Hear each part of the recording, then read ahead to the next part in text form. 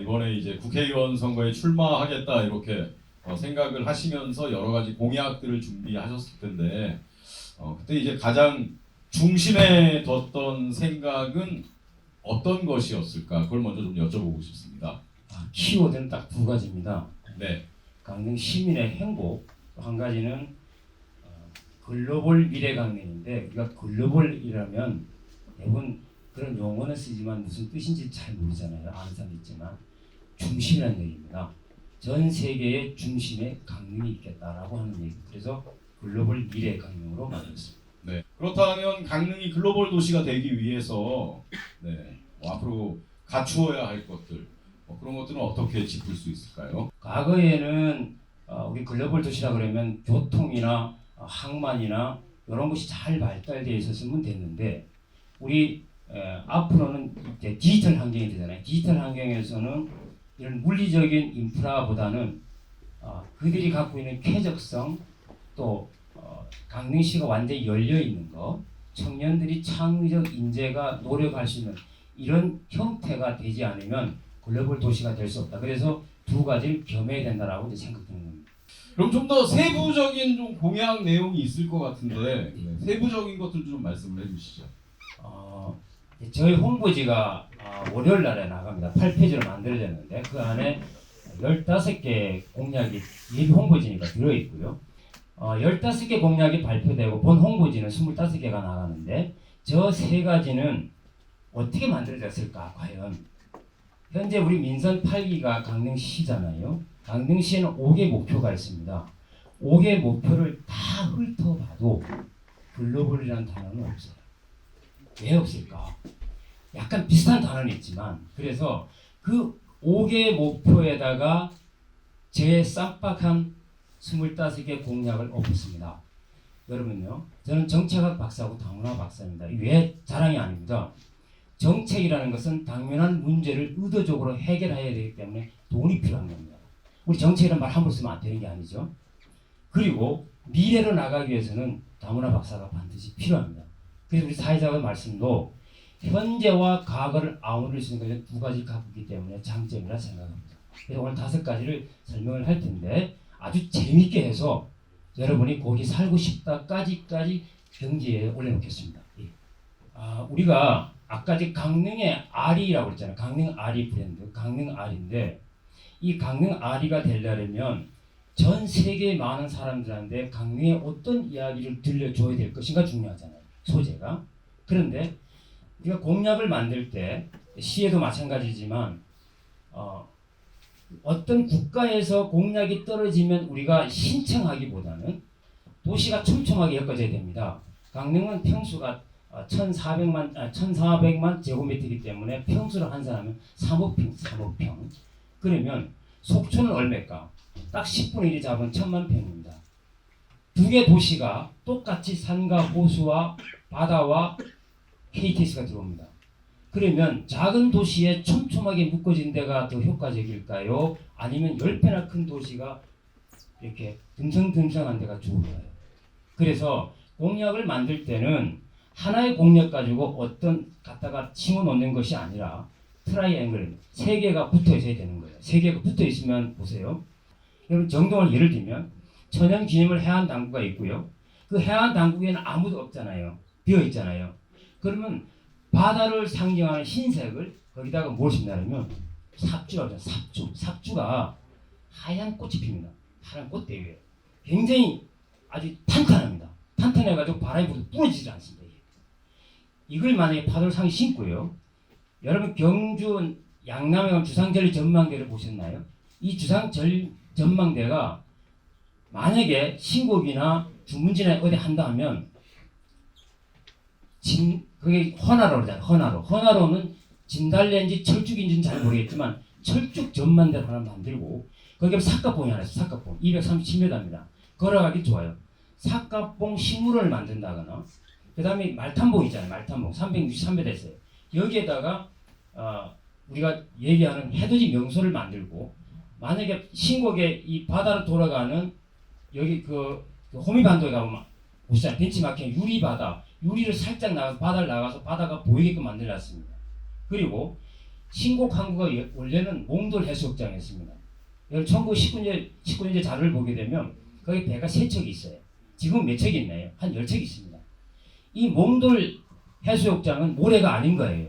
근데 그걸 지금 항구로 만들어놔서 다시 원위치 하기는 힘들지만 이 지금 천연기념물 전망대, 삿갓봉, 해돋이 명소, 유리바다 걷기 하게 되면 딱 뭡니까? 바다가 보이는 알프스입니다. 바다가 보이는 알프스예요. 이렇게 하나를 만드는 데는 반드시 트라이앵글 벨트가 만들어져야만 이게 된다 이거예요. 요게 하나의 구성이 하나에 불과한 겁니다. 그럼 두 번째는 유학생 단계적 정조라고 그랬잖아요. 우리 한국의 유학생이 16만 7천 명이 한국에 왔습니다. 그러면 외국에 있는 유학생이 한국에 와서 고급 인력이 바로바로 떠나면 안 되잖아요. 우리나라 지금 불법 체류자가 40만 명이 됩니다. 원래는 불법 체류자라는 말을 쓰지 않습니다. 단순 미등록 이주 노동자라고 하잖아요. 그런데 이 고급 학생 인력들을 그냥 공부만 하고 가면 우리는 손해인 거잖아요. 그럼 어떻게 할 거냐 저걸. 제가 다문화 박사 받을 때 인하대에서 받을 때 저 유학생이 아니고 단계적 정주화의 모델을 받았습니다. 그러면 외국에 오는 학생은 순수하게 공부하고 돌아갈 학생들은 제일 밑에 깔고 피라미드잖아요. 구조가. 제일 너는 한국에 와서 한국 공부하고 돌아가면 제일 밑에. 두 번째, 한국에 와서 공부를 하고 10년 동안 있으면서 경제 활동할 수 있는 사람은 세 번째. 또 한국에 와서 경제 활동하면서 10년 이상 하면서 한국의 국적은 갖지 않는 기하를 하지 않는 사람은 두 번째. 한국에서 공부하고 경제 활동하고 한국에서 기하해서 애 놓고 한국에 살 사람은 1번. 이렇게 해서 비자를 분류해야 돼요. 내가 가지고 있는 비자와 희망 체류하는 비자를 분리해버리면 불법 체류자가 나올 수가 없어요. 그러면 이걸 어떻게 해야 되나? 저는 한때 법무부 소속이었잖아요. 이 비자 체계 때문에 학위를 받았잖아요. 이 비자를 이제는 인구 소멸 시대이기 때문에 강릉만 필요한 특화 비자를 만드는 거예요. 비자 학회 정책을 통해서. 이렇게 하게 되면 저 유학생의 정주화 비자는 강릉이 시범적으로 할 수가 있고 그 다음에 300척 마리아나 항구 개발적은 무슨 뜻이냐면 연결되는 겁니다. 예를 들어서 강릉에 5월 20일 날에 안인에서 국제 마리아나 항구 무슨 대회를 한다 가정하면 호주에서는 2달 전에 와야 되겠죠. 배 타고. 미국에서는 3달 전에 와야 되겠죠. 일본에서는 한 달 전이나 보름 전에 와야 되겠죠. 근데 안인까지 왔었어요. 왔는데 거기 나라는 호주 국적이었는데 와보니까 한국 국적이에요. 그 배를 댈 수 있어요? 없어요? 국적이 틀리니까 못 되잖아요. 그래서 유학생과 마리아나 항구를 동시에 개발하려고 그러면 뭐냐? 이민청이 만들어져야 된다. 그러니까 이민청이 만든다니까 너무나 큰 걸 생각하는데 지역사회 통합 이민청이 간단하게 할 수 있습니다. 그는 누가 아이들을 낼 수가 없기 때문에 못 만드는 건지 저거는 공부한 사람이면 금방 되는데 지금 한동훈 법무장 지금은 저쪽 답변 대표였지만 이민청 만드는 것을 굉장히 목숨 걸고 하시잖아요. 사실 우리 정권에서 만드는 겁니다. 이민청이 청보다는 이민처가 더 낫겠죠. 왜냐하면 청은 제도와 예산과 구조법을 만들어서 할 수가 있는데 청은 법무부 예청이기 때문에 별로 힘이 없습니다. 낙하산으로 온다 이거예요. 그래서 어렵게 되는 거죠. 그래서 이민처가 낫겠고 그 다음에 마련 항구와 연결해서 할 수가 있다. 그 다음에 네 번째 난강릉 허브 거점 단지 조성이 초국적 기업이라고 써놨는데 저를 반드시 유치해야 된다. 왜 유치해야 되나 이러면 우리나라 예산이 현재 600조가 넘잖아요. 잘 보세요. 넘고 일본이 얼마나 1200조고요. 200조고 그 다음에 중국이 5200조고 미국은 7000조입니다. 그 다음에 사우디아라비아 정도는 175조 그 다음에 이집트는 한 115조 우리나라 기업에 삼성이 있습니다. 삼성은 400조가 넘습니다. 삼성전자가 300조입니다. 하나의 개인 기업이 어떤 나라의 국가 기업보다가 예산이 많은 그런 기업 갖다가 초국적 기업이라 그래요. 그러면 그 기업은 말이 기업이지 한 나라보다 더 많다는 거잖아요. 그럼 우리 강릉이 어떻게 되냐? 앞으로 발전을 하려고 그러면 그냥 작은 어떤 기업도 오는 것도 중요하죠. 친환경 글로벌 초국적 기업 제2공장이 오든 1공장이 오든 대리점이 오든 그것이 와야 된다. 그것이 와야만 되는데 저런 기업들은 절대적으로 R이 100과 연결돼. 그러니까 화력발전소 나오는 전기를 쓰면 안 된다는 거죠. 그러면 어떻게 되겠어요? 강릉은 제가 아까 서두에 말씀드린 대로 경포대 2분의 1과 이쪽에 2분의 1을 합해서 하나가 돼서 조금 시간이 걸리겠지만 저렇게 가야만 저런 단지가 잘 조성이 되면 다른 기업들 알아서 들어옵니다. 제가 모임 중에 하나 이런 모임이 있습니다. 대사관 모임이 있습니다. 대사관 모임이 있었습니다. 지금은 잠시 서 있지만 필리핀 대사관, 또 파나마 대사관 이런 대사관들과 모임이 있었는데 그분들과 관련된 얘기를 들어보면 한국은 굉장히 투자하기 좋고 발전하기 좋은데 바로 동해안입니다. 바닷가. 중부 내륙 산에 있는 것보다는 동해안 바다와 관련되어 있는 환경을 가진 데를 찾고 있는 거예요.